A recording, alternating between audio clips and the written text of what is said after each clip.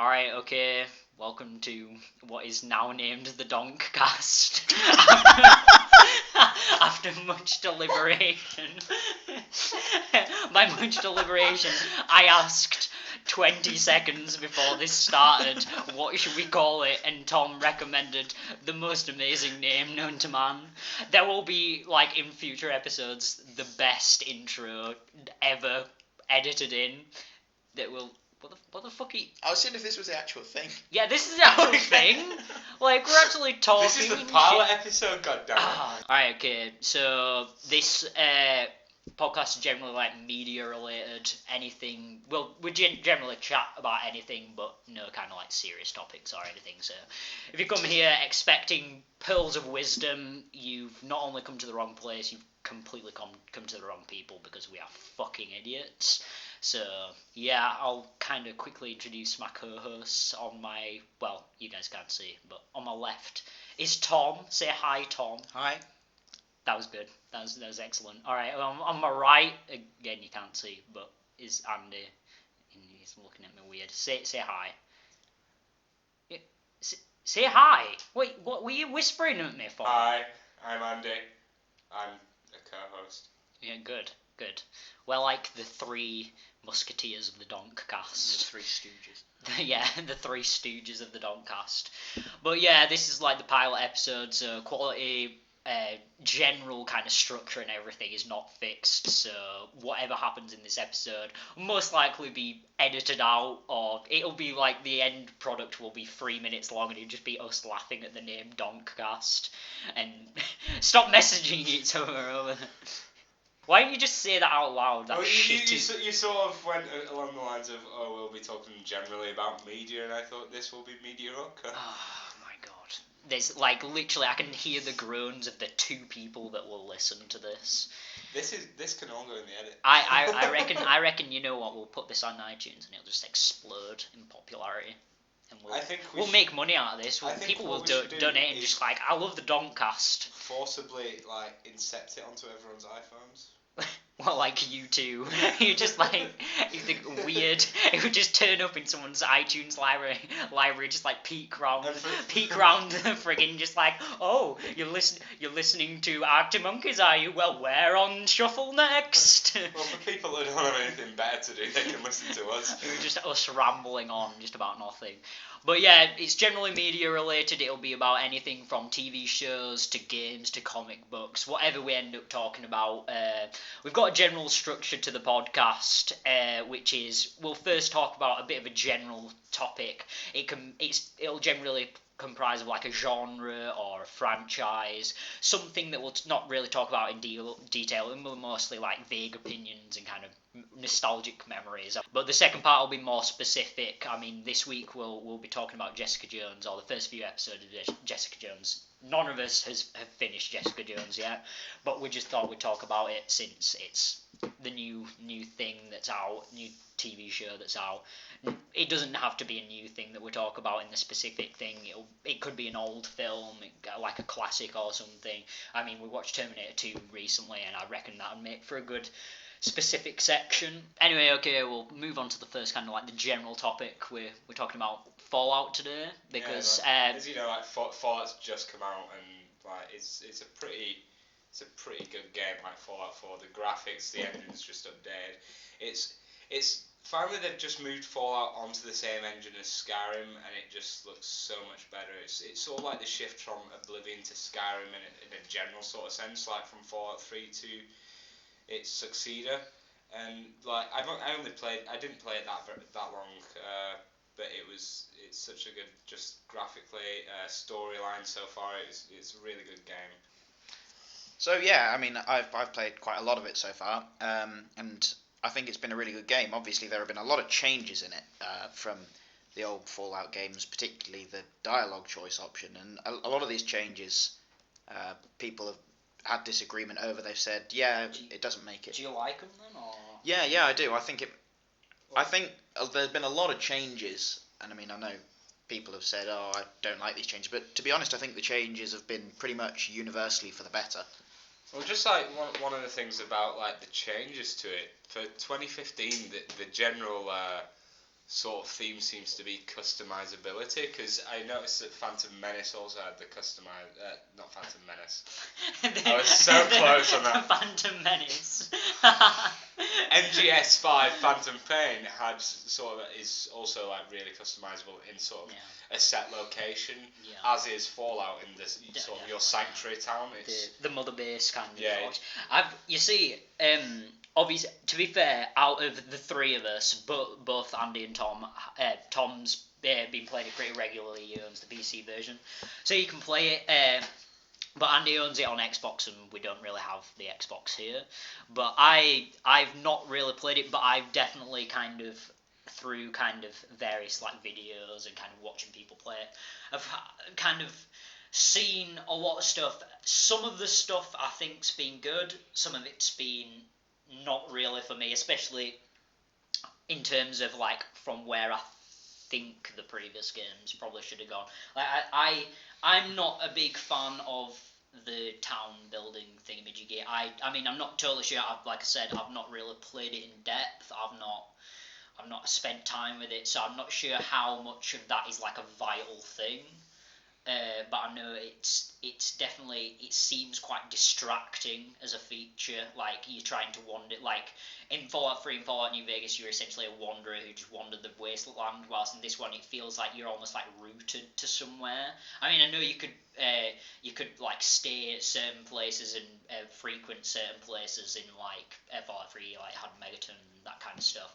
But it seems like you're tied to certain places and you keep having to go back, where it's like raiders are coming to like fuck up your shit that you spent 20 minutes building and doesn't correlate with any physics at all. Or any sort of structure towards the actual progress of the storyline. So that's like, I mean, obviously I think some of it works and some of it's great, but also at the same time, not only does it I think it kind of distracts as a feature, but I also think it's not been implemented fully. I reckon they should have it feels like they spent a lot of time on the game and have put this part in, and it's become a big part of the game, but they've not spent enough time on it. They've not realised how big a part of the game it'll be. They've just thought, oh, this is a feature, it'll be pretty cool to put in, but it's ended up being more than like practically half the experience of the new Fallout game. But well, it's one of the changes that I've been talking about, really, because I thought it was going to be a lot like I remember when I last played Assassin's Creed. I was like, oh, you can customize, all of your men and all of your shops and everything you own. I thought, oh, it's just going to be another useless feature like that I never bother with. But to be honest, I've really engaged with it, because obviously there are obviously 4 factions in the game, and the faction I pretty much most identify and intend to side with is the Minutemen.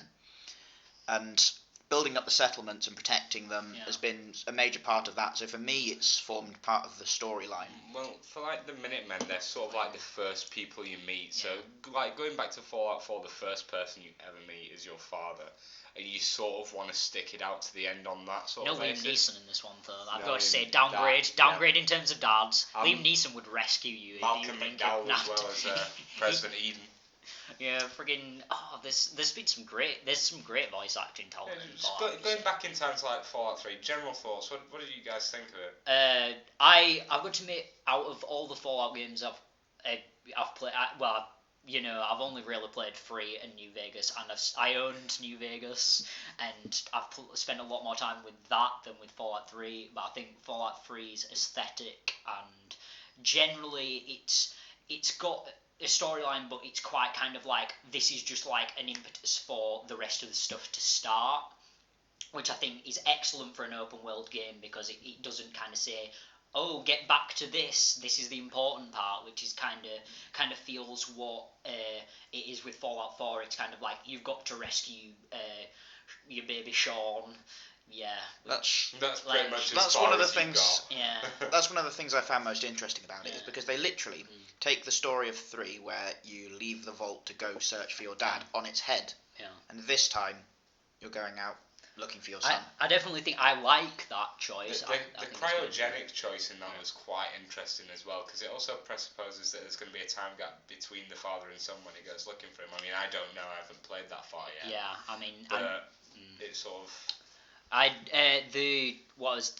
just had weird like Futurama flashbacks. Just like he was a pizza delivery boy, he fell in, his pizza got stolen, and now he's got to traverse the wasteland to get his double pepperoni back. But no, one of the things I think that's been good that has changed from Fallout 3 is I found very much in Fallout 3 that the Brotherhood of Steel were the good guys. Yeah, they were the out-and-out good guys. There were no shades of grey. Yeah, the Enclave were the bad guys. And whilst I very much like the story, in Fallout 4, all of the factions, the Brotherhood of Steel included, are very much shades of grey. Yeah. They're very... all of the factions seem to be kind of a bit... They're very xenophobic in Fallout 4 specifically. Fair, you see sort of a switch like towards the sort of maybe the Brotherhood of Steel aren't that great after all in New Vegas itself. Yeah, definitely. New Vegas is very much like because of before I played New Vegas, I had this limited experience of playing Fallout 3. My friend lent it to me, and I liked the Brotherhood of Steel. I thought they were really cool, and I heard when I played New Vegas, it's like, oh, the Brotherhood of Steel are in this, so I sought them out, and then I was just like, wow, these guys are douchebags kind of thing. Just like they holed up in the bunker. I basically did a few missions with them, got the power training for the power armor, and then just killed them all. I ended up taking the same route. I ended up killing them. I ended up like hacking the terminals and turning all the turrets on. Yeah. That sort of killing them all. Definitely.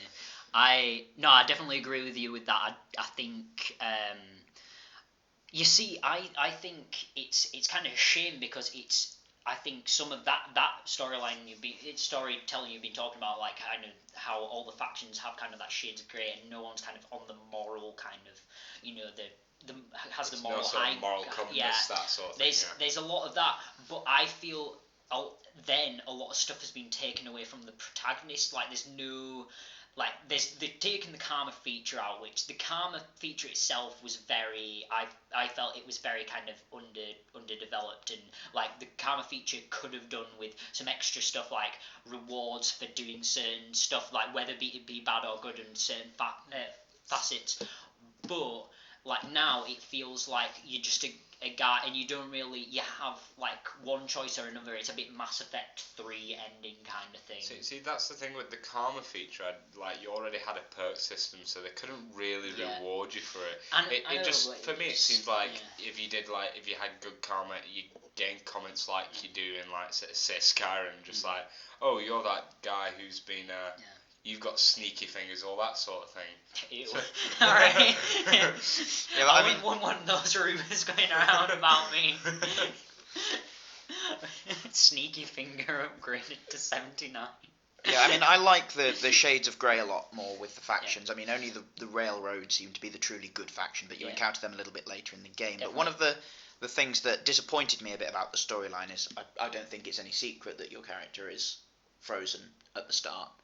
And so a lot of time passes, and when you finally exit the vault, he doesn't seem very surprised by a lot of the things that's changed. Like if you encounter a Deathclaw and it's just like, oh, okay, well that's a thing.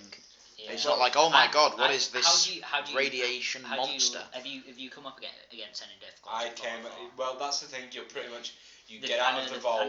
You get to the town. You go to another town, and you're pretty much thrown into some power armor. How do you like the Deathclaws in Fallout 4? Because I think one of the best things about Fallout 4 is its kind of ramped up kind of difficulty. I feel it's very much.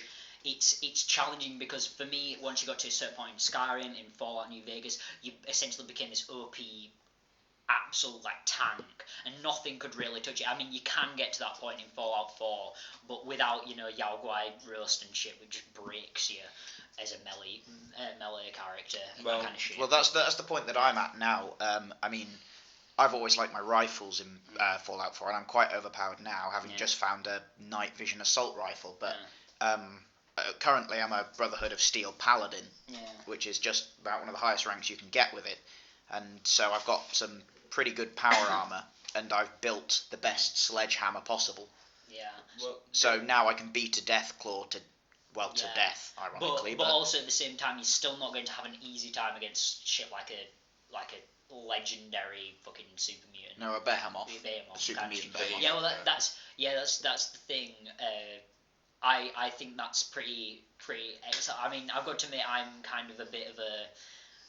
I've got a bit of a thing for like hard games. I feel they're a bit more rewarding, even though they're frustrating as shit. Like, you know, obviously, like games like Dark Souls and older kind of PS2, PS1 titles lend themselves towards that kind of difficulty.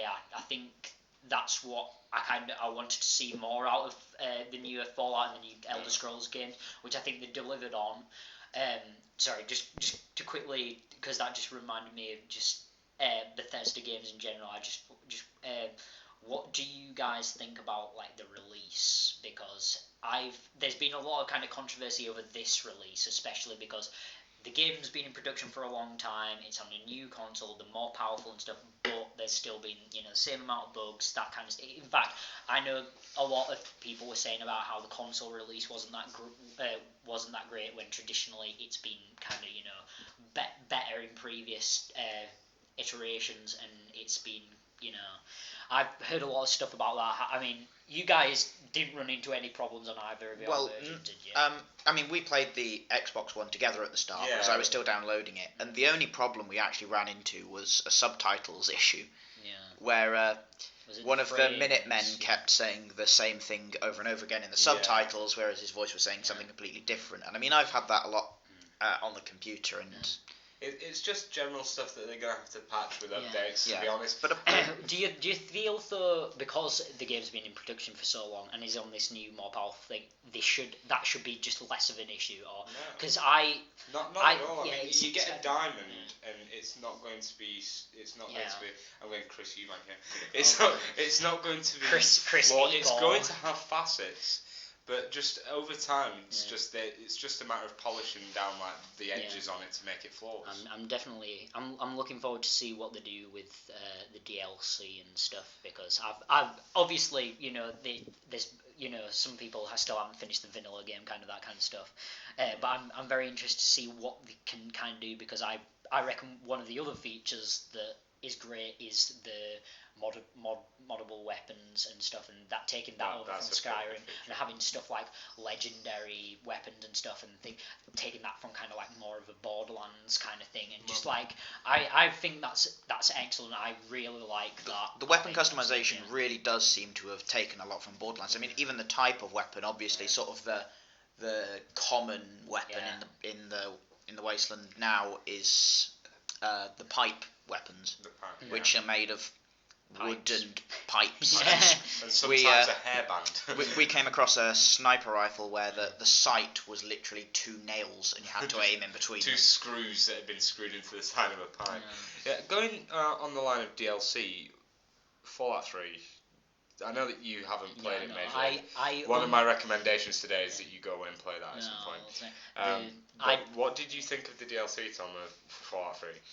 I didn't really play it, to be honest. I mean, I had a look at Operation Anchorage, which that was a really good. It was sort of like pre-war communism in China. Well, it explained a lot about in the immediacy of the nuclear war. It explained a lot about the story behind Fallout, I guess, because obviously there was the war, particularly for oil, between Alaska and China, as America suddenly started acquiring territory like Mexico and Canada around there.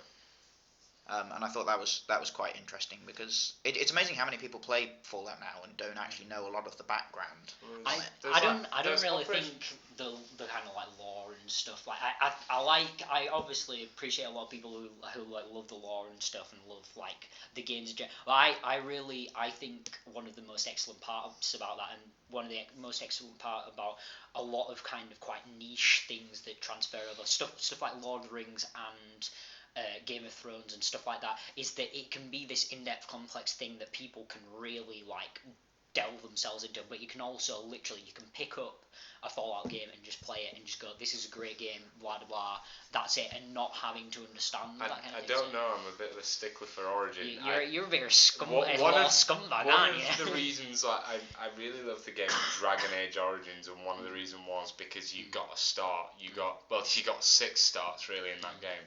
But I've got that on my Origin account, and just when you could get it for free, yeah. It was just such a good game. I mean, I always used to play as the dwarf noble, and I'd always be so pissed off at the older brother the younger one who'd murdered both your older brothers, and it'd just be like, what was the point? No. I'm just trying to think where we're on DLC. Like, DLC. Oh yeah. For Fallout 3, you had Operation Anchorage, as Tom's mentioned. You had Broken Steel. Yeah. Which I've was. I've seen several. I've seen like. That was another enclave sort of thing. Was that the like war one? Because I know there was one where you had to go to like an island or something. And that was the pit. Yeah. No. Yeah, that was the pit because it was somewhere near Pittsburgh. Yeah. And you had to go there, and I remember. You have free slaves in that one. I think it was, yeah. And I've definitely seen. I think I remember in that one, or it could be one of the New Vegas. No, it was one of the New Vegas ones. I was walking down sort of like this highway. Yeah. And there were tons of death claws on it.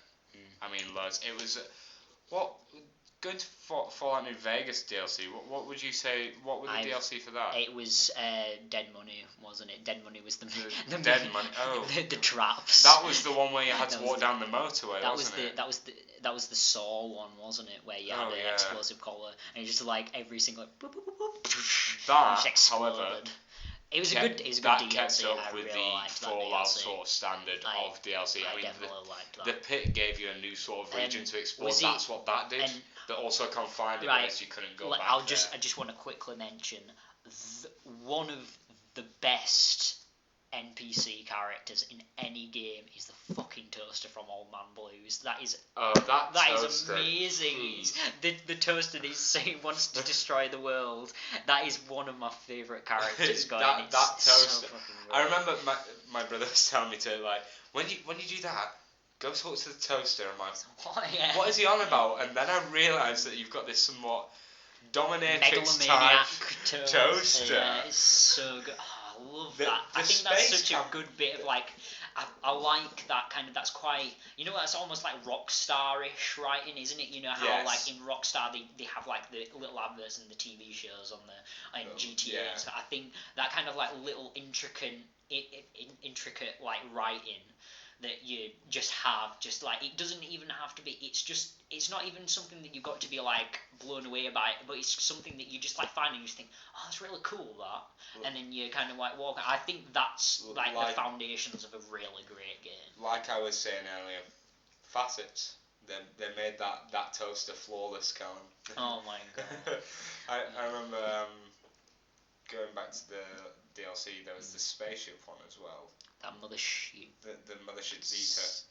Yeah. What did you think of that? It wasn't. I never, like I said, I never played the Fallout 3. Was that was? No, that was New Vegas. Was that New Vegas? Was New Vegas, yeah. I never played that one, but all I saw was aliens getting killed, and I just thought, E.T. wouldn't like this. It took it to an alien level without getting stupid about it, like Saints Row 4 did. To be honest, Indiana Jones.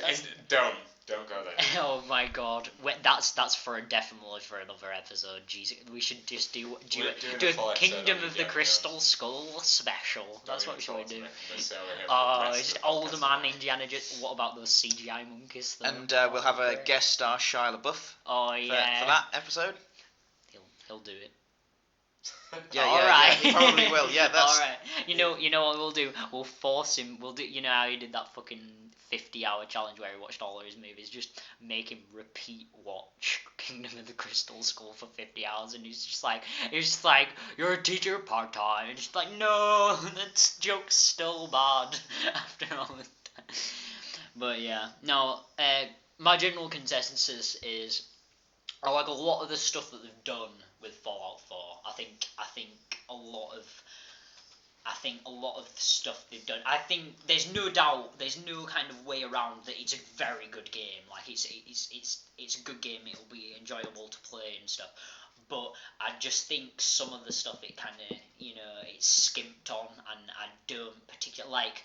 I know the dialogue, for me, the dialogue thing's not that big of a thing, but I'd really like to see, what I'm about to say kind of thing, rather than the weird Mass Effect thing, which I never liked the Mass Effect style dialogue, because I didn't know, like, I knew, like, the arsehole option, but I didn't know how much of an arsehole I was going to be. I didn't know whether I was just going to, like, make, like, a horrible joke. I was going to, like, just, like, put him down or something, like a scathing put down, or just going to make a horrible, like, joke or something. It was just, like... So I think I do like that it's I like that it's fully voiced, particularly with the dialogue options in this, which is definitely a plus. But at first voice, you only get very short inclinations of what your character is actually going to say when you select that option. So at first I was like, oh, okay, I'll pick this option. I was like, what? That's not what I meant. Yeah. But you quickly learn that each direction represents something. If you're going left, you're being sarcastic. Yeah. If you're going up, you're being clueless. If you're going to the right, you're being a dickhead. And if you're going down, that's what the right thing to say is.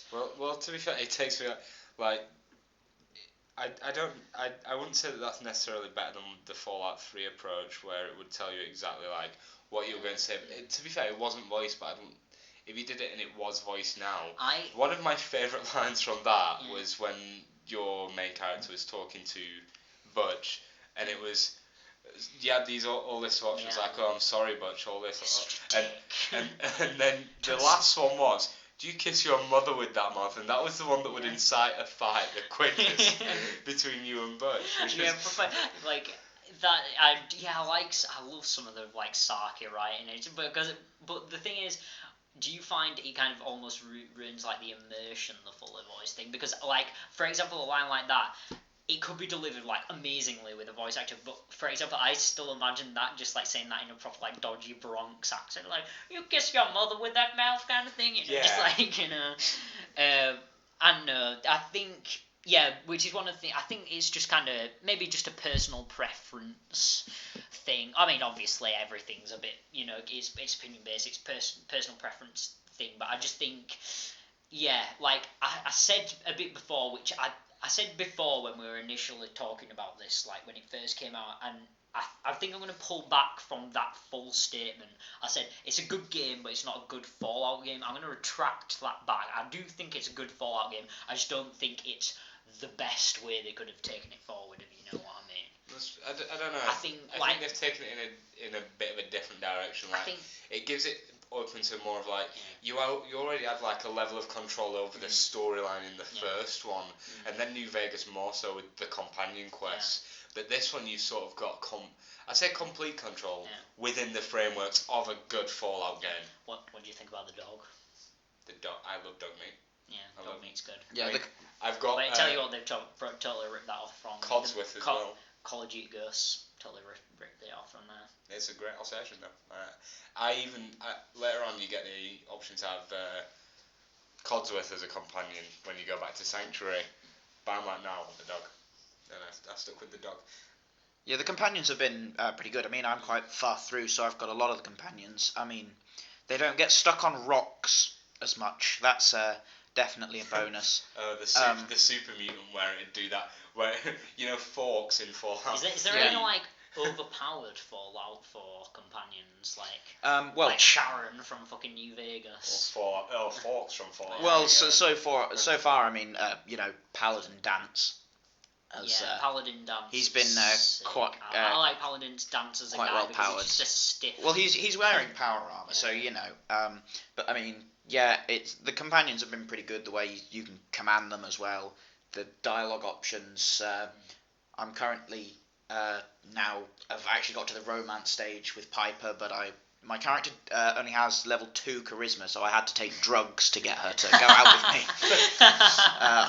You could say it hard. Man, I had to. I totally had to get stoned. I took advantage of the grape mentats. That I Wear found. a charismatic fedora. But I mean, there's charismatic fedoras. It's come on leaps and bounds. There's romance options Like with Milady. all the companions. Preston with the Minutemen. Piper. Unfortunately, not dog meat. Oh God. Come on, you can't. I would have gone for that hillbilly option there. You've just proverbially taken dog meat out to the barn and shot him in the face, and he's not even died from it. Oh, You've just left him Take there. down. So who's your favourite companion? Out of Fallout. Yeah, what you've played so far. Dog meat. Well, I've only had 3 including companions. Elder Scrolls and games. that's sort of in like this. Preston Garvey, Codsworth, and Dog Meat. Dog Meat's my favourite. But out of all the Fallout games, I don't know. It's a toss up between Forks. I tend from I tend to roll alone, to be totally honest. I don't know because I like Forks from Fallout 3, Boone from Fallout New Vegas, or Eddie from Fallout New Vegas. Yeah, I have to say that EDE. I've been sort of a Piper man. I've been a fan of Piper in this game. I mean, she's a bit annoying at times. I know Nick Valentine is a lot cooler, but I don't know. You can't shake the Doctor Who feel of it, particularly when you're wearing the Silver Shroud sort of like trench coat and scarf and everything. Like 1950s Manhattan type. It was like Tom Baker Doctor who brutally murder his own companions when he like choke them with some jelly babies. Just, take them down. Tom Baker is my favourite Doctor. Guys. What do you think so far of what you've seen of Fallout 4 companion-wise? Companion-wise, good. I think it generally comes down to personal opinion. I've got to say, a lot of it kind of ends up being kind of aesthetics and like personality, whether you like their personalities. There's some of them just come across as like kind of stiff and boring, and you're just like, fuck off. You know, I don't want that. Stiff doesn't have to be boring. Yeah, well, but so if you that was you know, I mean, if you look at Boone from like Fallout New Vegas, like I was saying, he's a bit like, you know, he's one of those that's really uptight. But when you sort of get to know his backstory, it's kind of just like you feel a bit sorry for him. I know, but I suppose.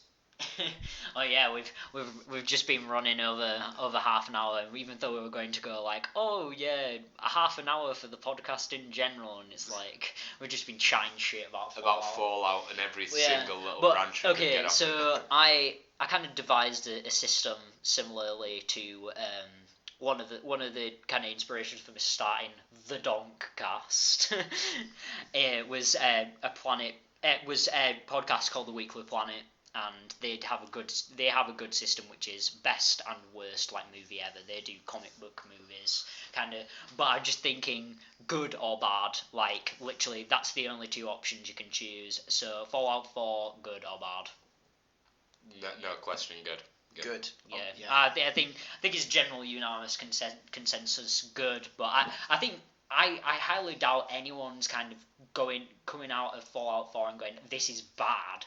I think some people will be disappointed. I think some people will be kind of feel a bit.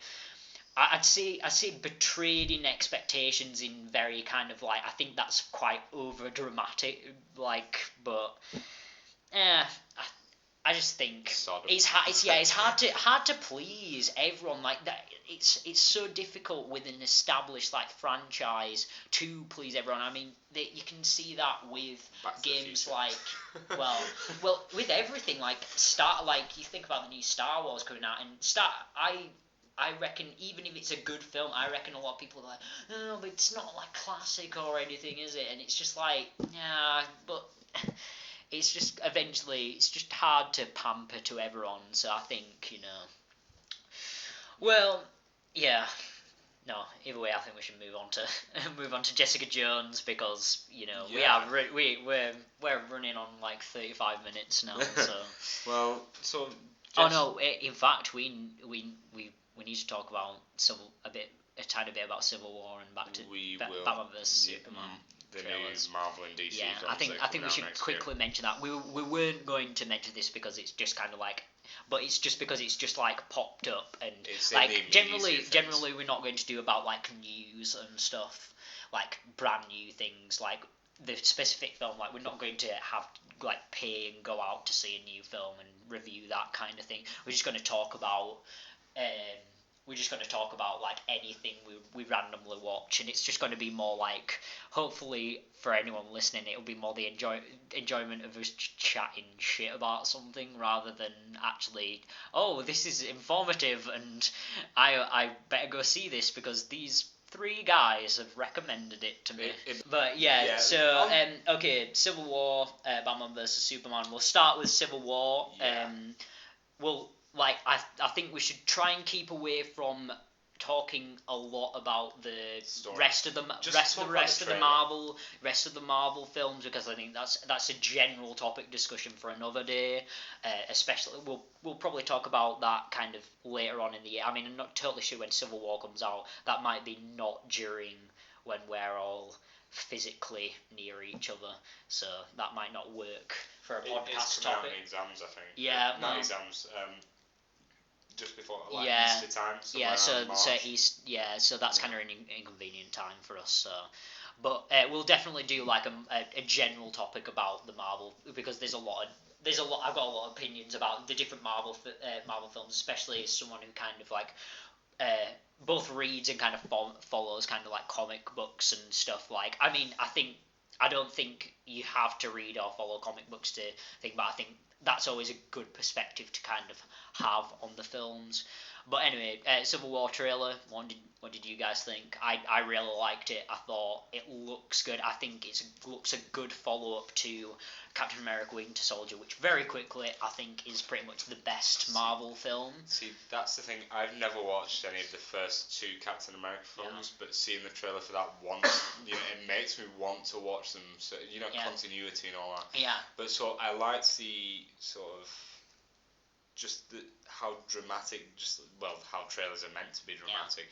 But the sort of like appearance of Iron Man and Tony Stark. Yeah, I think it's definitely. I think it's it was very hard. They had to make a very hard decision about not making this an Avengers film, because it has most of the people in it. It's got a lot more people that they're not even showing in this trailer. Like, they've got the Vision, they've got Spider-Man. Spider-Man's somewhere. Like, he's probably just lost in like they'll just like flash to him in like halfway through the credits, and he'll just be tangled in a bunch of like legal papers, and he was just like, oh, Sony were trying to get rid of me, but it didn't happen.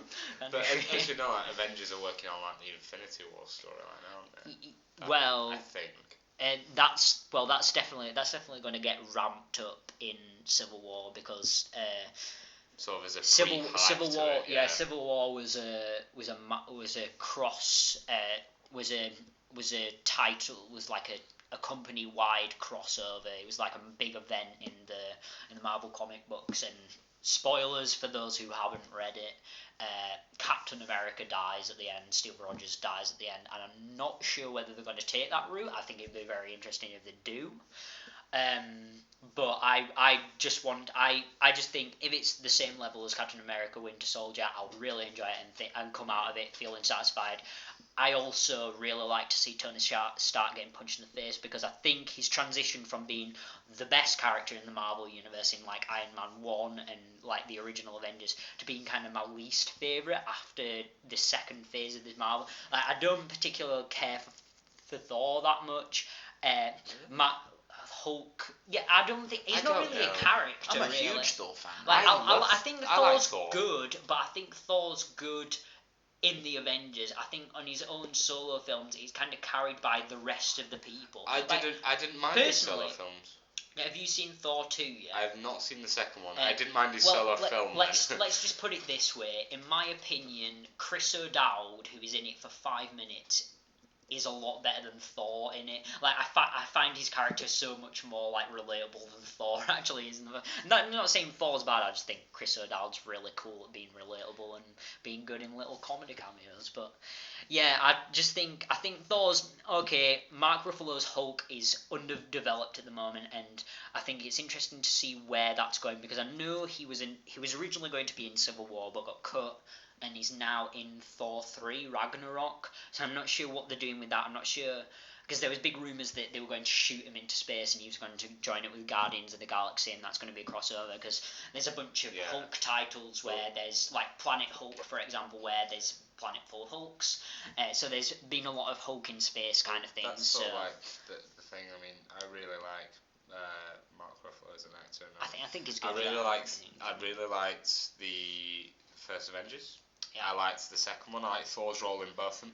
I liked the first Thor film. Really, I thought Thor's role you've seen the second Avengers. I liked him in the second. I really liked. He didn't do anything in that. I thought he just fucked off and went on into skinny dipping in that weird pool, didn't he?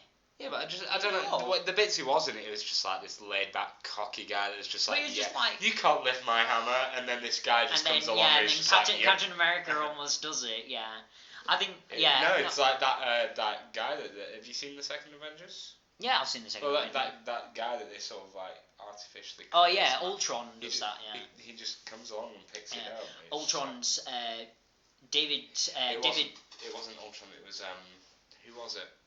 The guy with the red Vision. face. Vision. That's Vision. Yeah. Vision. Yeah. Yeah, well, obviously Vision's like pure like moral goodness or something. I know he's got a very weird.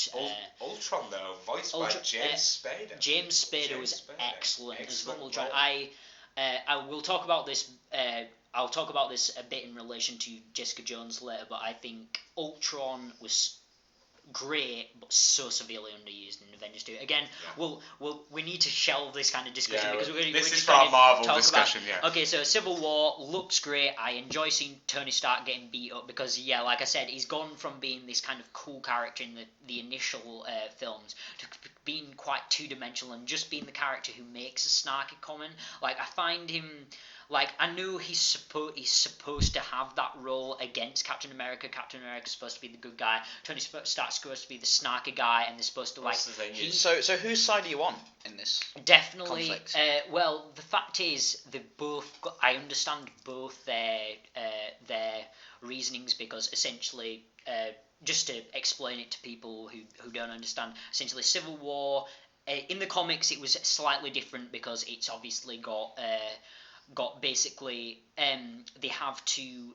Tony Stark is for this superhero registration act, which also involves in the comic books giving away people's secret identities, which isn't a factor in the films because none of them have secret identities. Thor's just Thor. Everyone knows who Thor is. He doesn't wear a mask or anything. Like Tony Stark said he was Iron Man. Captain America is obviously Steve Rogers, and Black Widow's just a spy, so no one really knows who she is anyway. But I think we're forgetting Hawkeye. He's the only one he was a character? Sorry, wait.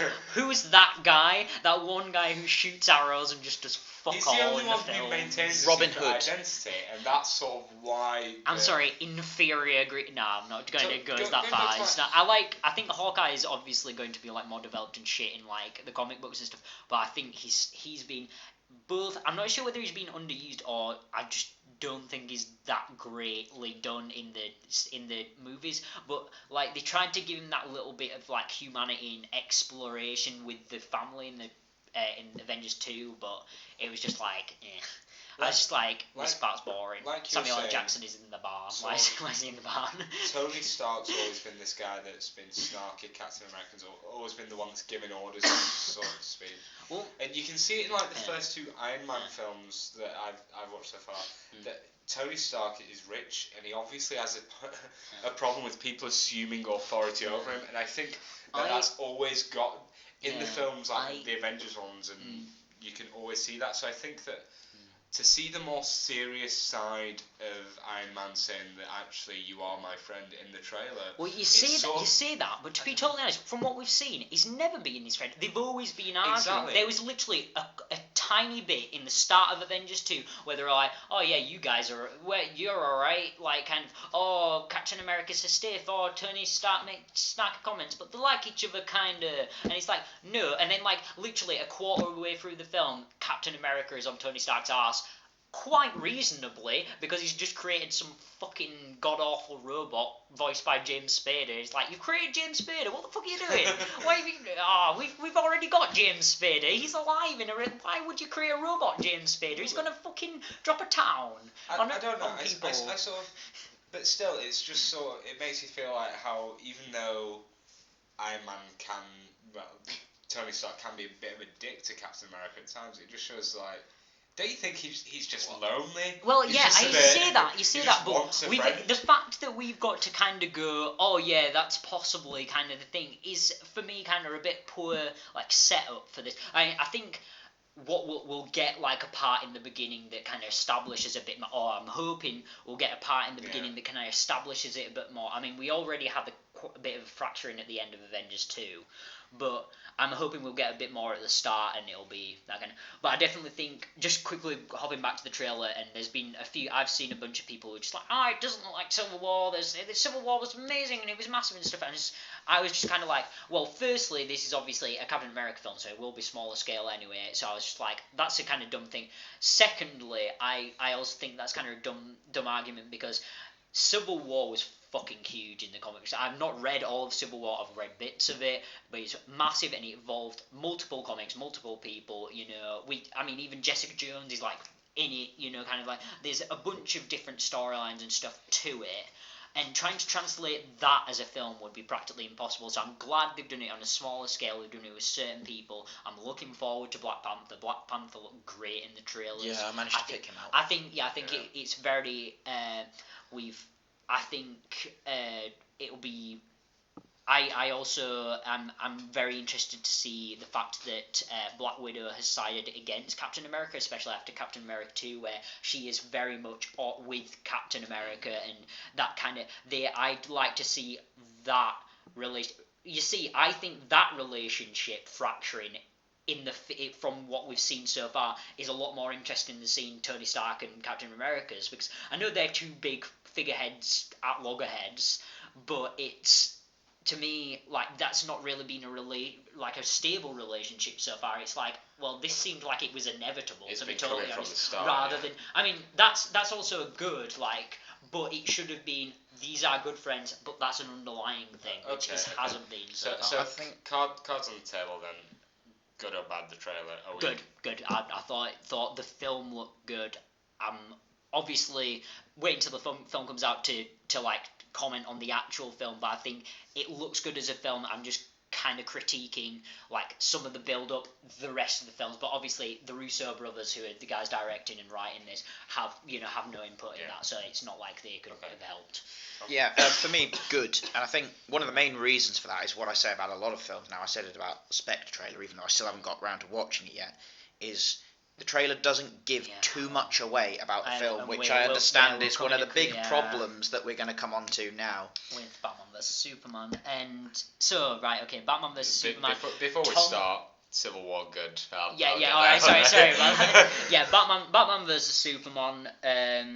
Tom might need to shut his ears in a bit, but to be totally honest, have you read a lot of Batman or a lot of Superman comics at all? No, only really Batman. Well, basically, unfortunately, like the trailer itself for the film, I mean, I kind of expressed myself on Twitter a bit earlier today that I'm a bit underwhelmed about the whole DC universe, because basically Man of Steel, I've not seen it all the way through because I found it kind of just boring. I got to the part where Russell Crowe's opening doors for Amy Adams on a fucking ship, and I was just like, I've had enough of this. I don't want to see weird Russell Crowe being a butler, like, when he's like, come through this door, what the hell is this, weird Russell Crowe sat-nav hologram. I don't want this shit. But yeah, that was just boring. It was too... I'll talk about my actual opinions of Man of Steel, but anyway, I don't think Man of Steel was very good, and my main problem with the DC universe, is they've seen the success of the Marvel universe, which was built off Iron Man 1, which was a great film, and one of the best superhero films, and they've said, this universe thing looks cool, let's do that with this. We can't do it with Christopher Nolan's Batman, because obviously everything tied up at the end of The Dark Knight Rises, and to be totally honest, as just referencing that the other podcast that I mentioned earlier, The Weekly Planet, as they described Nolan's Batman, would get fucking fried by the Superman in Man of Steel. Nolan's Batman is very kind of, obviously there's certain suspension disbelief, but he is very realistic in terms of what he can do. And him fighting Superman is just a completely unrealistic thing, especially when Superman can accidentally knock down a building. So, but moving away from that, the thing with Man of Steel was no matter how good or bad it was, DC were going to make this universe because they've seen the success of the Marvel universe. Like they were going to do that whatever happened with Man of Steel, and I think that's why I was kind of like, oh, Man of Steel's not that great. Hopefully they do something different and do something like, don't do anything connected with this, because it was kind of like, oh, we tried it, it wasn't that great. But it was just like, oh, it wasn't that great, but we can make more money off doing loads of shit like this and doing Batman vs Superman and stuff. So I was just a bit, I'm kind of going into it underwhelmed already.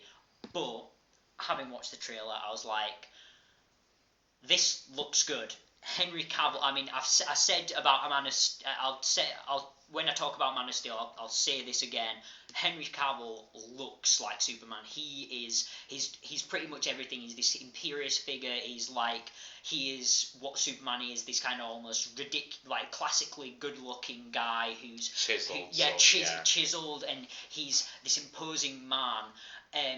He looks great, and he doesn't quite work as. Like, I'll just say he doesn't quite work as Clark Kent in the thing. I think if we see a bit more in the film, we might see him being a bit more bumbling, a bit more less kind of. Because literally, I'm sorry, but even less with kind of even with nerd with the thing, he was hot nerd. It's like literally women would still be chucking themselves at him like if he looked like that. You know, like the difference was with like Christopher Reeve Superman, for example, is that Christopher Reeve was good looking, but he was a bit kind of like, as Clark Kent, he was almost a bit kind of like, everyone was like, oh, he's a bit square, isn't he? He's a bit boring. He looks like someone who'd kind of you'd go out for dinner with him and he'd just talk about the weather kind of thing.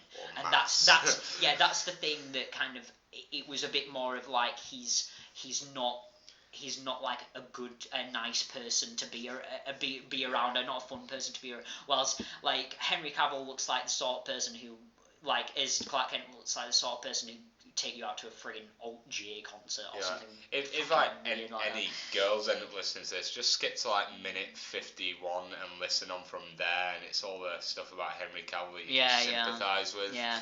No, but yeah. Anyway, like Henry Cavill looks good, and I'll say it. I'll come straight out and say Ben Affleck looks great as Batman. He looks really good. He looks good as Bruce Wayne. He tell you what was interesting, I mentioned this to Andy earlier, is Ben Affleck's bigger than Henry Cavill, which traditionally in the comic books is the opposite. Superman's always been taller than Batman, and he's always been this more imposing figure. But I think this works because Batman's supposed to be this fucking tank, like a human tank. Like Superman, it doesn't really matter about his proportions because of the way he works. And he's got superpowers. Because he's not like, if we're taking from like certain comic books, he's not actually physically strong. He creates almost like a force field around things. That's why if he lifts up, for example, a tanker or something, he doesn't split in half due to like the actual physics. He can just lift it up by one end, kind of thing. Like he can lift someone up by the finger and the finger won't snap in half, kind of thing. So I think that's very interesting dynamic, and I hope they kind of do that thing where Bruce Wayne, they had that a bit in the trailer, which is Bruce Wayne was all kind of like he was kind of like, Gotham's cynical, I'm different from you, like you're this good guy thing, I'm this bulky motherfucker, you know, who's had to defend myself and be the.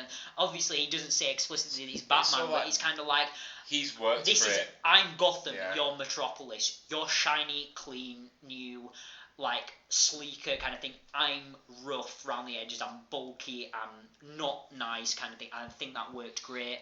The small bit of Gal Gadot as Wonder Woman, she looks great. I mean, you know, there was very little of her, but she looks physicality quite great. Obviously, you know, kind of traditionally, you know, oh, Wonder Woman's good looking, she's good looking. Skip past that, whatever. Jesse Eisenberg as Lex Luthor was very interesting. I started on a bit earlier, but I thought I'd save it for the podcast, which was I think he's very 21st century. I mean, I know Andy's kind of grimacing and saying he wasn't too keen. I think for me, Lex Luthor will always be that bald guy from The Adventures of Lois and Clark. He wasn't bald in the first season. He was afterwards. I think it's very interesting because I think they've made him very 21st century, as I said, because obviously, just quickly going back to the comic books, in the 80s there was the Man of Steel reboot, which is an origin reboot which changed Lex Luthor from being this weird scientist, general bad guy, to being more of a businessman, this intelligent, essentially bad guy Bruce Wayne. And it's he's always consistently been like this thorn in Superman's side because he's been so influential and this like kind of, and I think what they've seen is they've watched The Social Network and thought Jesse Eisenberg plays this kind of callous. I mean, I'm not sure how good a representation that is of actual Mark Zuckerberg or whatever, but in the film he's portrayed as quite a callous businessman, and I think what they've done is take that quirky hipster businessman callous thing from that and then gone, we can make Lex Luthor like that. And whether it worked, I'm not too sure. He was a bit zany and a bit weird in the trailer. I think it depends on the tone of the film in general how he'll fit in, because I'm not one for every villain has to be eccentric, everyone has to be jokerish, a caricature kind of thing. I like, for as many people criticise like Bane in The Dark Knight Rises for being quite a bit boring, bit dark, bit brooding. I loved it. I like that. I think Lex Luthor as this businessman, this powerful. You know what? The great thing about Lex Luthor is a lot of people will agree with him. If Superman existed, we'd be shit scared of what he could do, because the dude could kill us in this room so quickly. You know, literally the dude could like just exhale and we'd all be like frozen kind of shit. And that's what Lex Luthor stands for. He is the fear of humanity of Superman, and I'm not sure how that translates over. I'm not sure how. I think a lot, weirdly enough, I'm getting more of that from Batman, which is an understandable thing, but I'm not sure why they will have like two characters like that. I think for me what this should have been was Batman versus Superman, with a kind of like just those two, without kind of maybe introducing Lex Luthor in the background as kind of someone who's observing, not actively involved, but very much staying on the sidelines, maybe agreeing with kind of like what Bruce Wayne / Batman is proposing kind of stuff. I don't know, like for me, seeing Lex Luthor there as Jesse Eisenberg, it sort of makes you. I don't know, like he obviously doesn't know the identity of either Superman or Batman. Well, I know that was weird in the trailer. But he was still like an arsehole to both of them, and he was just like. Yeah, but that's the thing about Lex Luthor. He's an asshole to everyone. He was spelling out the scene as it was. It's like, oh look, Clark Kent meets Bruce Wayne. It's like why is that special? He's just said, oh look, there's two Superman, people. There's Batman, and it's sort of like, what's the point in him just in that scene? I'm the V halfway between both these. You could literally cut him out of that trailer scene, and you just have that brooding them staring at each other. And that would be it. I definitely, yeah. I have to say, though, I'm quite optimistic about the DC universe. I know a lot of people would disagree with me, but, you know, I didn't like Man of Steel. I'll come right out and say that. But I really liked the Batman films. But I know all of the DC films are very tonally different from Marvel. They're a lot darker in general. I mean, from what most of the Batman comics that I've read are quite dark. But I don't know. I'm really looking forward to Suicide Squad in particular. I think we'll see. I think that's a conversation for a bit of a different day. But I'm still not sure about Will Smith. Jason Momoa as Aquaman. I like some of the art and stuff I've seen for it. Definitely DC Universe wise, the main thing, and I've said this, like I said, I've posted on Twitter about. I'm very much looking forward to the Wonder Woman solo film. I'm hoping it's an origin film. I think. That story is excellent. I really like most of the Wonder Woman origin stories. I think Chris Pine as Steve Trevor is great, especially if he plays it more towards the Captain Kirk angle, like he did in the Star Trek reboot. I think that's very much what Steve Trevor is. He's almost kind of, he's a bit of a dick, but he's a likeable dick. and he is literally, he kind of, what he represents is like the best and worst of man, and that's what kind of Wonder Woman has kind of got to like fall in love with, like, kind of thing. I mean, I'm not sure what they're kind of going to do with that, because from what I've seen is they're setting that in the past. I'm not sure whether they're going to do a weird time portal thing, or he's going to die and she's going to end up with like Superman or Batman or whatever, but we'll see. I don't know, like, going back to the Nolan like Batmans, after that I just thought, right, that for me that's DC done. I mean, Really? I mean after that, I saw them and I thought, I just drifted away from just every sort of upcoming storyline in DC. I became more like into Marvel, started watching the Iron Man films, the Avengers, all that stuff. I can imagine, because it's kind of a bit, they're all dark, they're all gritty, and it can get kind of relentless. Well, it wasn't that. It's just like after that, I'm like, how can they really top like? I don't know. Because like, in the Dark Knight Rises, they didn't really top the previous one, the Dark Knight. But they did a pretty good job of it. It's sort of like, how can you best that trilogy? I think they can definitely move towards a bit more classic, like, detective stories and different Batman stories, if you're talking about purely Batman. DC stories, there's such a wide range of things that I think we can go through. I think there's so many, like, crossover titles and other titles. I mean, I'd really like to see a good, from the... I mean, he's the Green Lantern in the DC animated universe. Is John Stewart, who's the second Green Lantern, the backup Green Lantern of Earth. I'd love to see a good John Stewart one, because with that we've kind of, I think, you know, I really like John Stewart as a character. I think he'd make an excellent. It'd also be kind of differentiate it quite well from the obviously failed Ryan Reynolds Green Lantern film. I don't know, just like. I also think, tell you what, I think a good Idris Elba would make a good John Stewart. I think he's kind of got that quite authoritative. Yeah, I think he'd be excellent. I don't know, just like going back to Tom's points, like, I wasn't originally feeling very optimistic about this film. I mean, Ben Affleck. I thought originally I had the same reservations as anyone else. He's too old to play Batman, isn't he? But then you realise that Batman is actually older when it gets to that sort of stage. And just seeing him in the trailer, he's done, well, pardon the pun, he's done it justice. You could see it dawned on you. This fucking... No, but generally I'd say the trailer good. I just hope they're not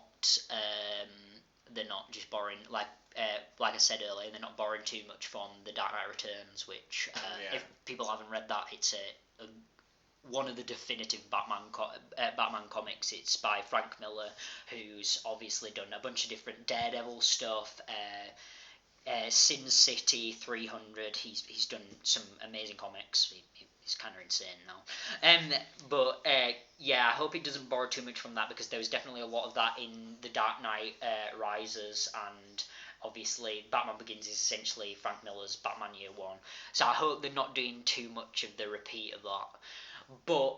And Tom needs to stick his fingers in his ears, because this is kind of the spoilerish part of it. The trailer was good. The reveal of fucking Doomsday, what the fuck, man? Yeah, that was a bit disappointing. God. Why would you spoil that twist? And that's all we're going to say about that, because I don't want to keep Tom's fingers in his ears for too long, and I'll wave at him. Oh yeah. So we talked about. What do we think of the trailer in general? What did you think? What do you think of, like, just the casting, like, because you obviously haven't seen the trailer? What do you think? Yeah, well, it sounds. I mean, the premise of it sounds good, but I'll reserve judgment. I think we're all I'm really optimistic about the trailer. I'm still going to be. I think I'm still underwhelmed, but I'm more kind of like, I'm still underwhelmed in the fact that I kind of don't want to have to watch Man of Steel to watch this film. Hopefully it'll just be like, because that's the main problem, is it references the ending of Man of Steel, so it's like I have to watch Man of Steel to watch this film, and I really don't want to have to watch that film, because it's not very good. But anyway, trailer itself good, apart from that one spoiler, which is just not necessarily due to how I think the film's going to go or anything, but it's more to do with how the trailers are made these days. I mean, we've sort of like Terminator 5, the massive, it's just like, I think trailers these days, the only decent ones we really had are the Star Wars trailers recently, which have been great in terms of not giving away really anything. I mean, I think that's purely down to Disney having some insane legal team and insane computer people, so you can't hack into the shit. But yeah, good. I enjoyed it. I definitely think the main people look good. I'm holding out for Jesse Eisenberg to see how the tone of the film, how he fits the tone of the film. But I think Ben Affleck, Henry Cavill, Gal Gadot look great. I think. Moving on to Jessica Jones, the story. Okay, sorry. I think we should. I think we should make a definitive kind of. Yeah. We've reached an hour and a bit, so we'll. We should really. I think you know what I say. I think we should. We might take a bit of a 5-minute break and return. Do you reckon? Yeah. You guys want to drink or something? Yeah. Right. Okay. So we'll be back in a second. Back after the break. Yeah. Oh, is that the return? Yeah. Oh yeah, we are. We're back after the break. Hopefully we'll edit in some elevator music in there, to make that break seem a bit more natural, and rather than we're going we're back again kind of thing. Yep. Yeah, that was kind of our first hour of recording. So if there'll probably be a lot of kind of rambling and stuff that kind of goes off and then maybe doesn't make sense or something. And the start was a bit kind of robotic because we decided, let's have a talking peg so we don't talk over each other, and that I quickly threw that away because it ended up just sounding a bit robotic and a bit, I think this and kind of thing. So if you guys thought that, it wasn't anything bad. It was the talking peg. It forced us to do that. It was horrible. I'm sorry. It made me do it. The talking peg. Yeah. I'm sorry that it took you. It's the mascot took now. you an hour to find out what that bit was about at the beginning, but yeah. If you've got this far, awaken, sleeper agents. Do our bidding. We've got to this point in the podcast where we're so tired that we've just infiltrated America. No, now we'll move on to a bit to Jessica Jones. Tom has not managed to watch Jessica Jones yet, but that's through no fault of his. We've got a lot of shit on, to be totally honest. But me and Andy, I think I've watched at least 4 episodes and maybe 5 episodes. Andy's watched 4 episodes of Jessica Jones. We're going to say out the general plot synopsis just for people watching. We're not going to try and spoil that much. But also to explain to people watching it, explain to Tom as well. Yeah, so I haven't seen any of this, so why don't you tell me what right. Jessica Jones is? Well, okay, it's sort of ex-super heroine gone detective type. So just to put in a bit of context, just if no one knows, Jessica Jones is a Marvel show. It's Marvel with Netflix. It's a show that's released on Netflix. Released a couple of weeks, a week last Friday, I think, and the entire 13-episode run was released like all Netflix shows. It's the second in a 4-series Marvel series run that they did, starting off with Daredevil last year, which we'll eventually talk about. I know I'll get these guys to watch it because I know they'll definitely enjoy Daredevil because I've watched all of that and know it's their type of thing. Jessica Jones is the second one. They will be doing a Luke Cage TV series, and I'll explain to Tom a bit about who Luke Cage is, because he is a character in the Jessica Jones series as well. And they were going to do an Iron Fist series, but from what I've heard, they've decided to not do a series and do a bit more of a TV movie kind of thing, introduce him into the Marvel Netflix universe, and I think they may be ending up doing a Defenders show further down the line, which is a bit more like a street level Avengers kind of thing going on, which will be pretty interesting. I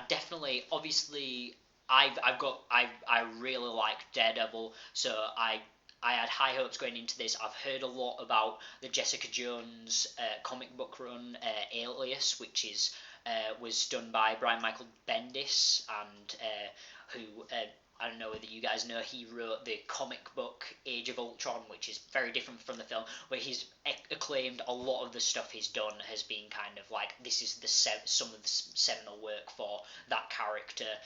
He created Jessica Jones' character, so not only is it one of the seminal works, he is the creator of her character, and she's a very interesting take on both like superhero comics and kind of life in general. It's very much kind of it's very much a detective show with a lot of superhero elements. I think it's almost more like a supernatural show rather than necessarily like a superhero show. They've got a lot of references to like things that happen in the Avengers and things that happen in the wider Marvel universe, and I'll get back onto my opinion on that a bit later down the line. But yeah, it's definitely not straight up a superhero show, so I reckon anyone kind of going into it doesn't have to be a fan of superheroes, doesn't have to be a fan of Marvel. Like they I'll talk a bit more about the Marvel references later down the line, but I don't particularly think any Marvel cinematic knowledge is needed beforehand. You don't have to read the books, the Jessica Jones comic books beforehand. I've not read them personally. I've just heard a lot of great things about them.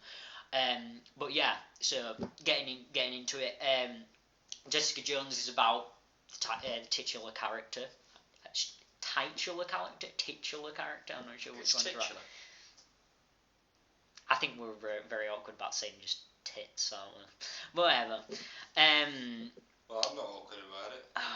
Wow, you have to learn the tone. I've got some. Look the tone of the DonkCast, Andy. Jesus Christ. But yeah, it's about Jessica Jones, and she's introduced in the pilot as a private investigator.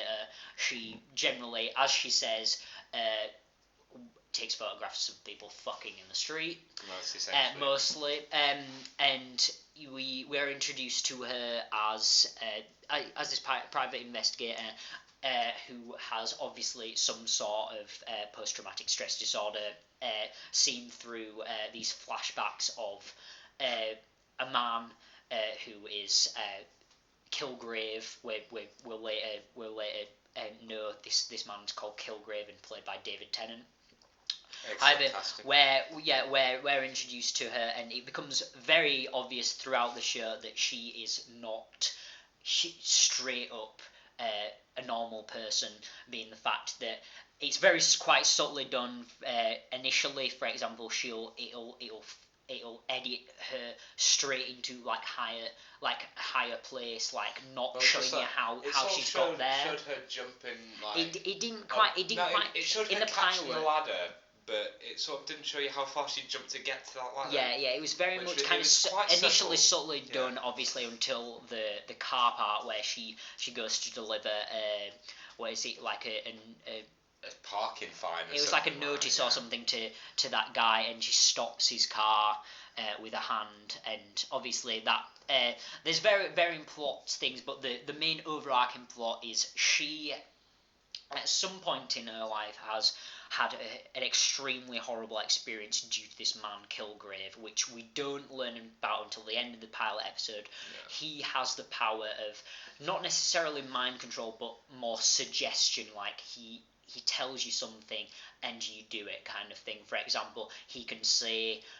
watch the wall for 3 hours, and you'll watch the wall for 3 hours, kind of thing. So it's not necessarily like mind control per se, but it's definitely kind of like a power of it. It's kind of an innate, like irrepressible desire to do what he says, which is extremely interesting as a villain, because obviously we see Jessica Jones being powerful. She's strong. She's near invincible in terms of kind of like she can take bullets pretty well, kind of thing, and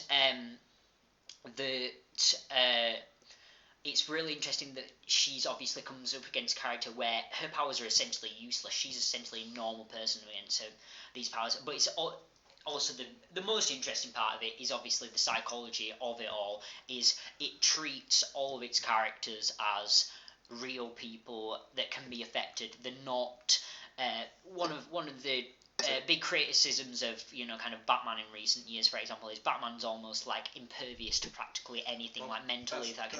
She's very fragile, even though she's extremely strong, and that kind of thing. They don't sort of paint all the characters as people who've seen it and seen like Luke Cage. They don't paint them as bulletproof. However, he is. There's not a lot of. They're very grey characters, and they're not straight up good guys, bad guys. There's like Jessica Jones is an alcoholic. She's kind of not a bad person in terms of morally per se, but she's a bad person in terms of her attitude. Like She's she's a bit of an ass. She's a bit of a dickhead, yeah. So obviously, that's kind of the basic premise of it. There's varying things. For example, a development of her relationship with Luke Cage, which we develops later on, but we initially only see her kind of like stalking him in the first episode. Taking pictures. And essentially eventually meeting him and banging him. Yeah, this show should be called Jessica Bones. There, I said it. I do it. He made the mistake of saying it like during viewing that the second episode, I think it was. Yeah. So. But yeah, no, I've liked what I've seen so far. You know what? I'm just gonna bring up some of my notes about what I said about it. Nothing too detailed. Okay, it's just going into a bit more kind of like depth. Like I said, it's not too detailed, but there's just a bit more depth from what we've kind of said so far. The kind of opening episode I thought was good.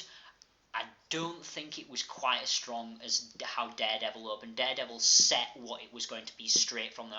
I felt Jessica Jones needed to it got towards the end of its episode before it was saying this is the type of show that it'll be. It was darker tonally towards the end with more of the Kilgrave stuff, more of the kind of PTSD kind of stuff. It evened out tonally.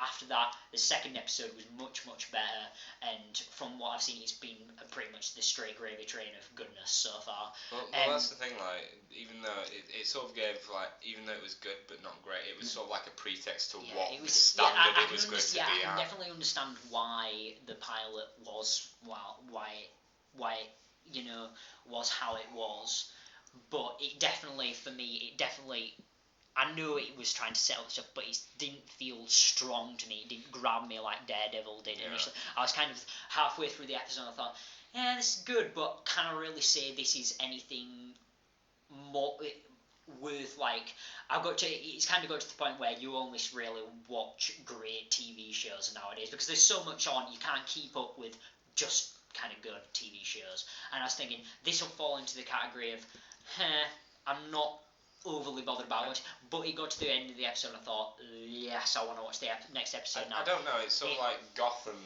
people sort of define as not a great TV show, and probably a lot of people will agree with that. But I'm sort of like, even though I gave the first series a try, and to be fair, as first series go, it wasn't great. But the second series has just developed the characters so much better. You see, I can't a do lot of that. the time like, it's hit and miss I feel with my time, just like, even if I like it, like I can go. If I had to pick between good and bad, this is a good show. I can't keep watching it if I'm not going, I want the next episode now kind of quality, which is what Jessica Jones got into after the first episode. So would you say that it sort of learned a lot from its pilot episode? Yes, it definitely. I think they definitely filmed it and went. I think they definitely filmed it. Probably watched it back. I think they had. I think they showed the pilot quite a few. I assume they finished filming the rest of the film beforehand. But they showed the pilot, and there was definitely. I think there was probably a lot of consensus, just like this part. You know, like we liked it a lot. The dark stuff's great, kind of stuff. In the reaction from, I think they showed it at like New York Comic Con like last year or something. Yeah. It was.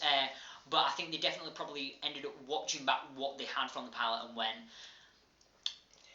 this stuff's good, like, and then went back to Daredevil and went, this should, like, Daredevil tonally is still, I'd probably say, it's not as, it gets darker than from what I've watched so far in terms of Jessica Jones, but it also kind of fluctuates, like it gets a lot lighter, and I'll talk about this part a bit later. Yeah, but that's you're saying, you know, you only have time to sort of watch the great TV shows now. And for me, that's what the mark of a great TV show is one that sort of learns from its pilot. Because it definitely does that. I didn't really enjoy the pilot of Elementary. The American version of Sherlock. It wasn't great, but I thought, actually, I'll watch the next episode, and it changed quite a lot. I think there were some casting changes as well. I'm not surprised at that. From after Definitely that, but that's the television. You know, I really like that series Yeah. now. That's why I ask you the question: Yeah. does it learn from its pilot? Because Yeah. that is sort of the defining thing for me. Yes, Whether I it watch definitely feels a lot more tonally. It's even in its darkness. Like that's the thing. Daredevil had that. It had its brighter spots in the fact, but it was like, and I'll just talk about this after my next point.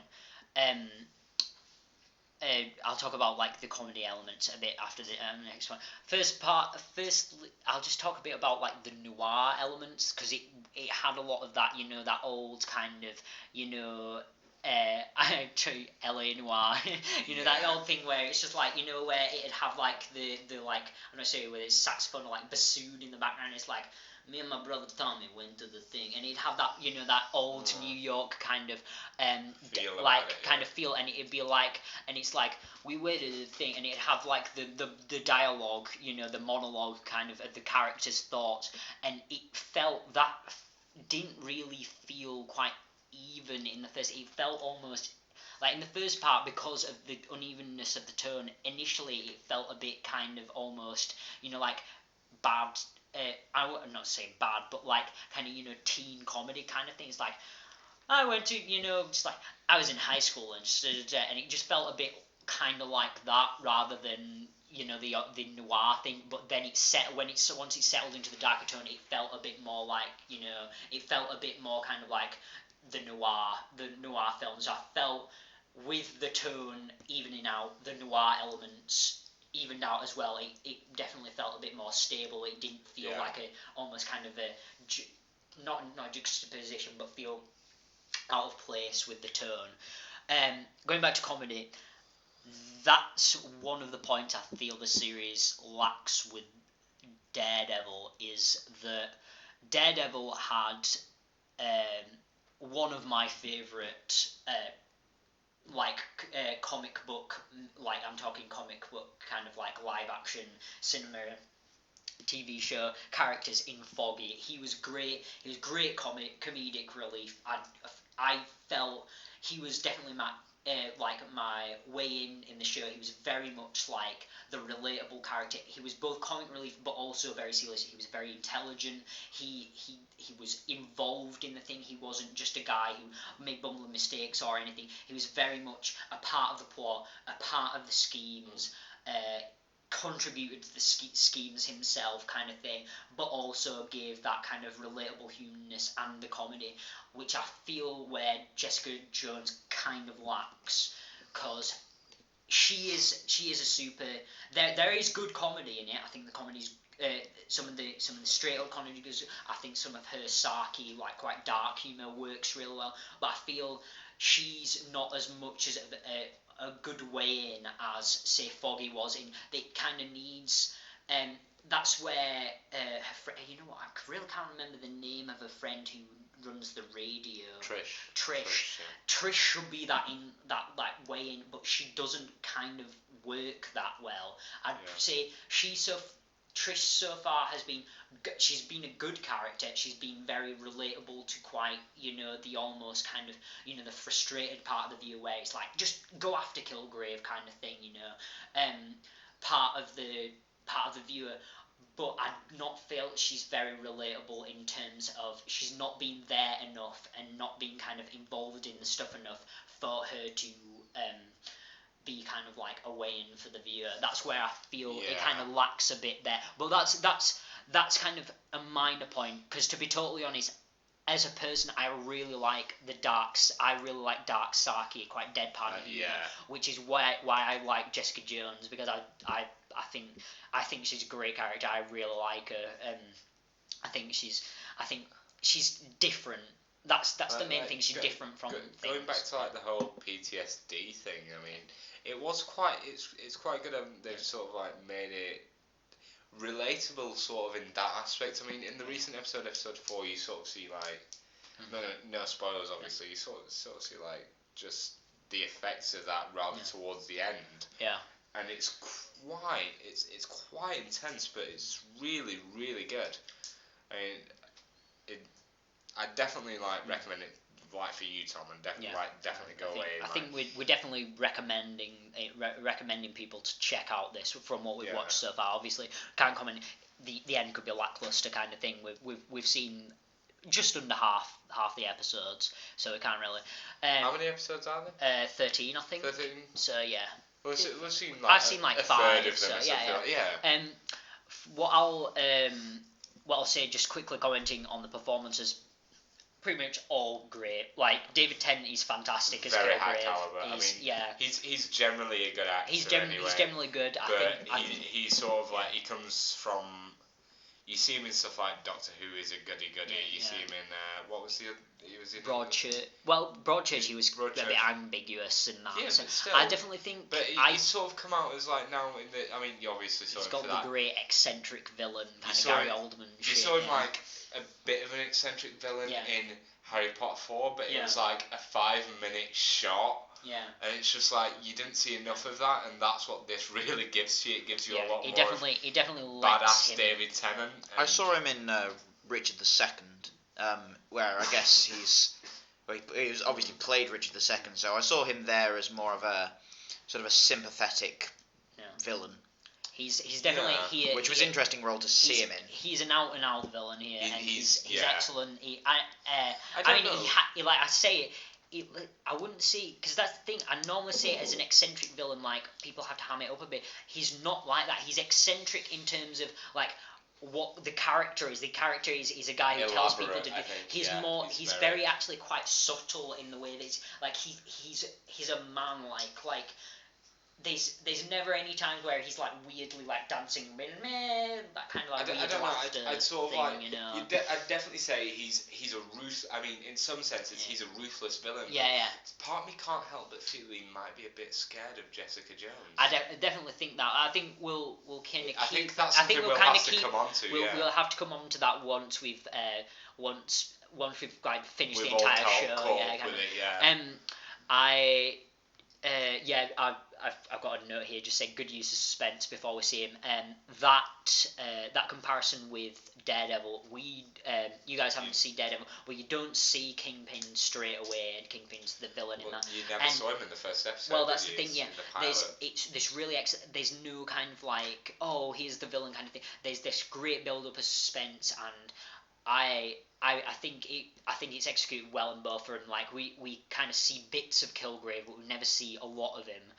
There's always kind of thing that he's a constant menace, but he doesn't have to be there to be a menace. Kind of like how Wilson Fisk is in Daredevil. I must say something that was surprising to me on, let's say, casting choices was what's the main actress's name? Kristen Ritter. Well, it's just like you obviously saw her in Breaking Bad. And she's just like, even though you still got like that sort of dark feel about her because you know she's only wearing dark, her hair's dark, all that sort of thing.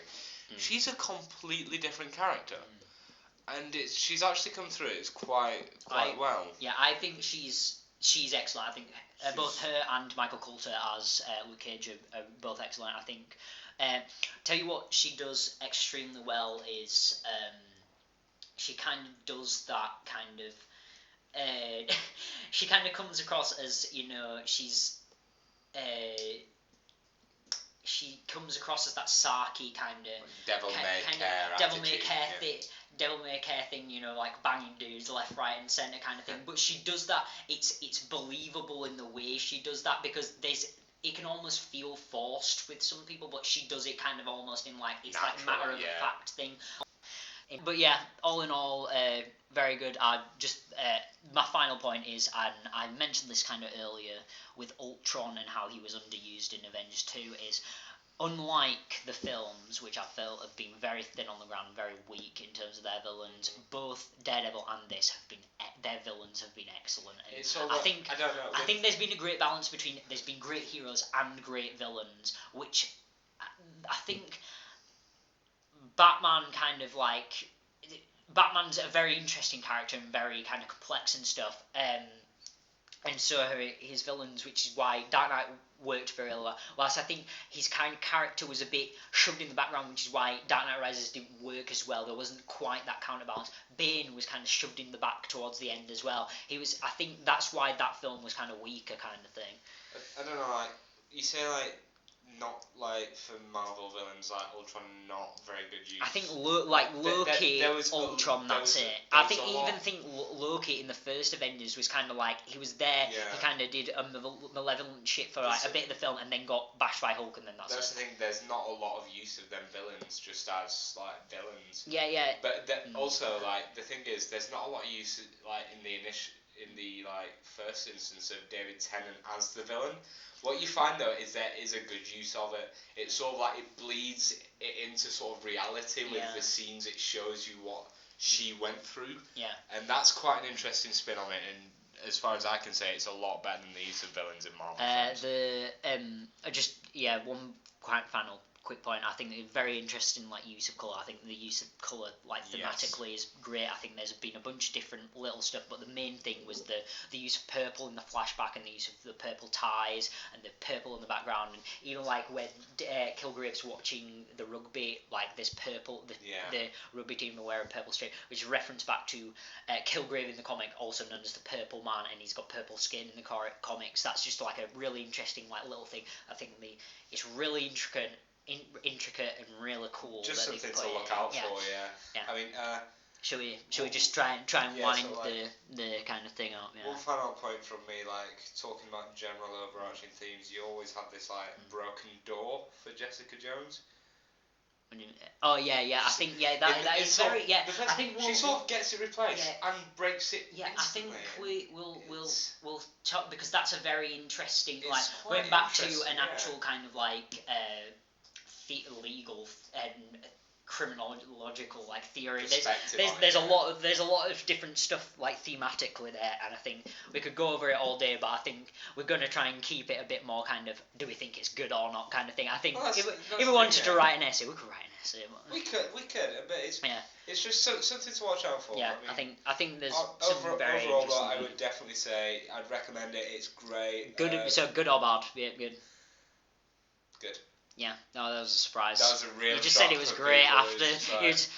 Yeah, it's great. So good or bad. Give some of that dramatic suspense, which they also use a lot of. Yeah, good. And Tom hasn't seen it. Just say bad. Just say bad. I'll say bad because I'm not seeing it. No, fuck you, Tom. No, I'll abstain from this one. Alright, okay, so well, we're just winding this like section up. We've been running about an hour and a half. I think eventually, maybe like the later ones will be longer, maybe they'll be shorter.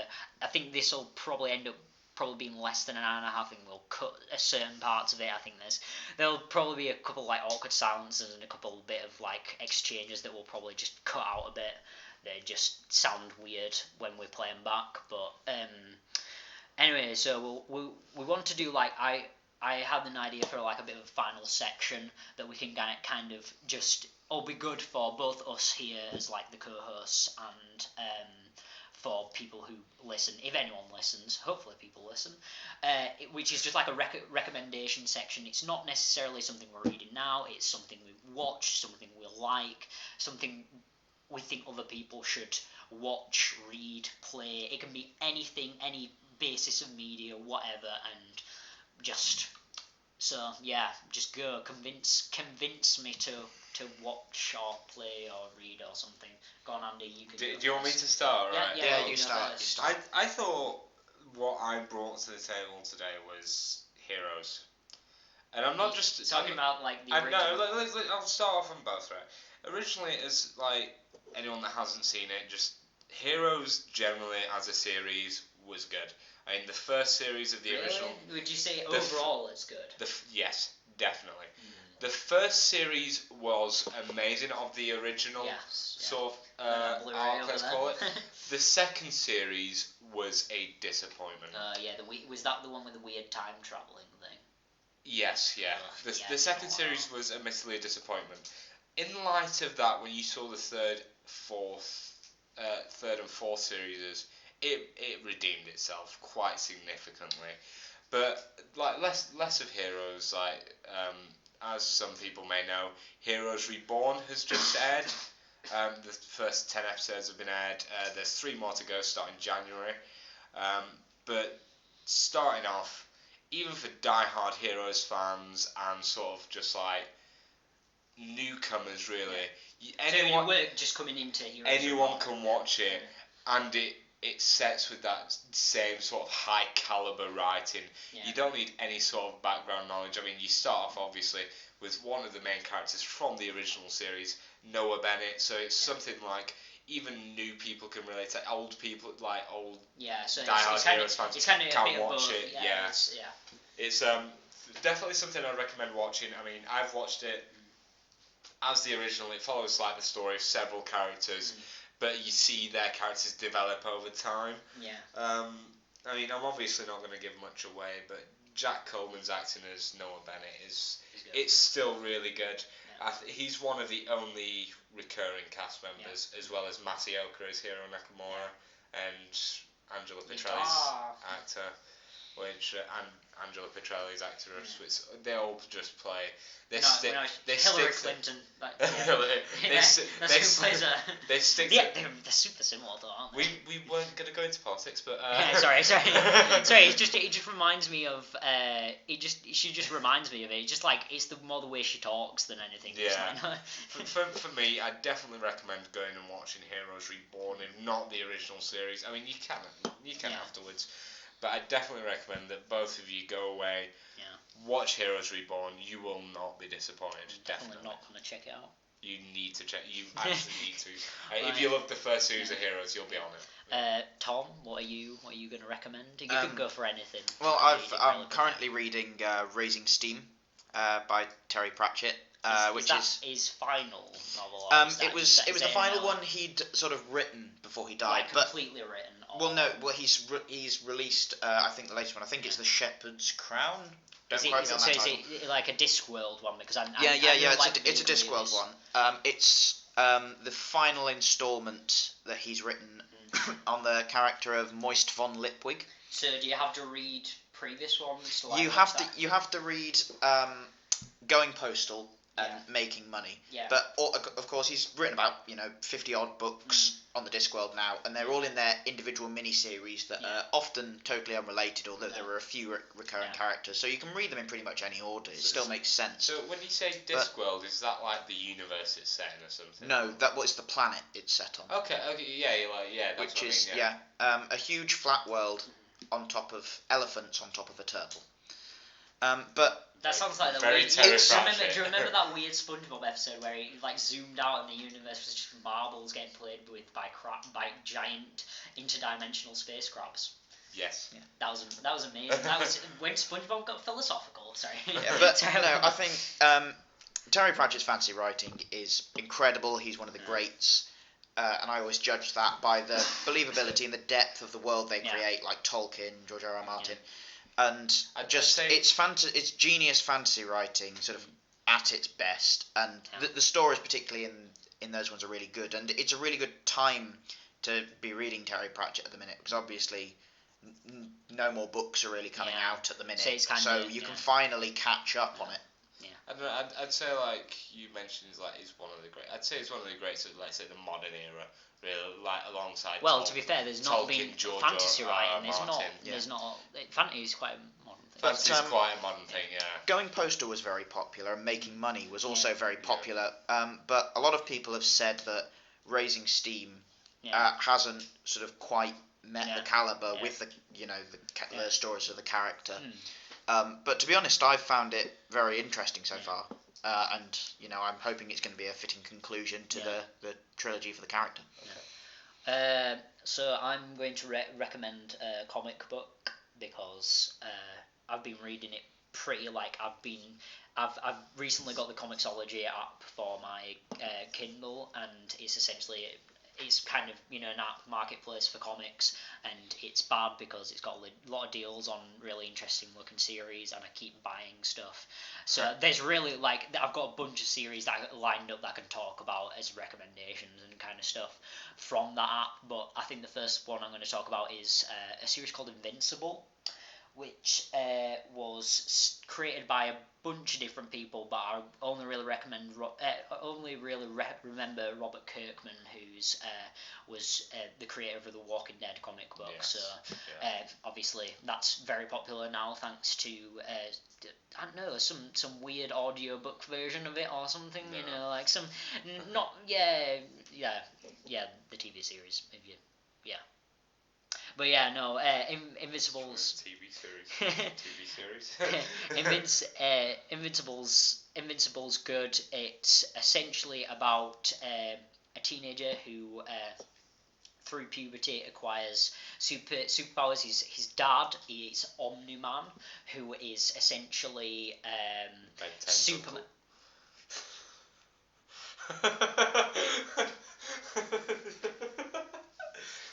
Friggin' watch sponsorship. That's what we should have. Sponsor us, Ben 10 watches. Yeah. Sorry about that silence there. Just like there was a little incredulity. We'll cut that. There's a look of incredulity from me, just like that really shit joke. But yeah, his dad is Omni-Man, who's the world's greatest superhero. He's essentially Superman, but he's kind of like almost like it weirdly it shows him in a lot more like realistic light. For example, the fact that he'll hear something from like 1,000 miles off, go like that, and he'll be back and forward and back in like less than a minute or something, and he's put out like a forest fire kind of thing. It's kind of quite a realistic representation of that. And he comes to acquire powers because his dad's an alien kind of thing, so it's in his genes that he will get superpowers, and he becomes a superhero. The titular we said tits again. The titular Invincible. Yeah, these guys just friggin' facepalm just there. The Invincible, and he it's the first couple of volumes are to do with him getting used to his superpowers, getting used to being a superhero. It does superheroism very well, because it's outside. It's an Image Comics title, which, if people don't know, Image Comics is very much like an independent one. It's set up very much to protect like creators' rights. Kind of, it was during like I want to say like the late 80s, 90s kind of period, and so it's outside like DC Marvel continuity, and it's very interesting take on superheroism, on growing up as well, as not just growing up with superpowers, but growing up in general, and it does it very well. And just right now, I've just read the third volume, which has a pretty big twist in it, and I know it gets into much more serious things, but I definitely recommend picking it up, whether you like superhero comics or not, because it's interesting either way, because you'd be able to find stuff that you can't find in superhero comics if you don't like superhero comics. Similarly, you can also find stuff you can't find in other superhero comics if you already like superhero comics. However, you can also find a lot of little kind of throwbacks and tidbits, especially, for example, like the Guardian. What did I say? Said tidbits. Did you say? No, I said tidbits. Tidbits. Oh, right. Yeah, I didn't say tits again. We should call this the TITScast. No, it's staying the DonkCast. Yeah, for example, the Guardians of the Globe, which are just a blatant rip-off of the Justice League, that kind of thing. I really recommend reading it. Unfortunately, it's full price at the moment in Comixology, but as soon as it gets on sale, buy at least a couple of volumes just to see how it goes. I like all the characters. I think they're all relatable. I think they've got a bunch of different cool ideas for superheroes and stuff. So I definitely recommend checking it out.